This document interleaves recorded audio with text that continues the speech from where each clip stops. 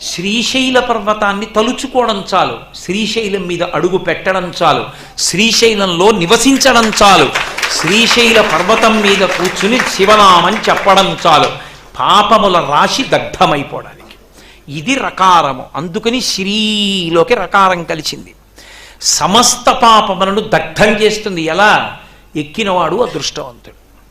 ఎక్కాడనుకోండి శ్రీశైల పర్వతం మీదకి, వాడు ధన్యాత్ముడు. అందుకే జీవుని యొక్క యాత్రలో ఎప్పుడైనా ఎక్కడైనా ఒక్క పొరపాటు జరిగితే గుండె బాదుకోవలసింది ఏదైనా ఉంటే లెక్కలు కట్టినప్పుడు శ్రీశైలం వెళ్ళాడని కానీ ఖాతాలో పడలేదనుకోండి, చిత్రగుప్తుడి లెక్కలో ప్రమాదం. జీవుడికి చిత్రగుప్తుడికి వాదన వచ్చిందనుకోండి, అయ్యా నేను వెళ్ళానండి ఓసారి శ్రీశైలం, అంతకుముందు పాపం ఎక్కడుంది, కాలిపోవాలిగా. అంటే ఉత్తిదండి, వీడు వెళ్ళానంటున్నాడు, ఇదే అలవాటు వీడికి, ఇలాగే చెప్తుంటాడు. మహారాజా నమ్మకండి, వీడు వెళ్ళలేదు,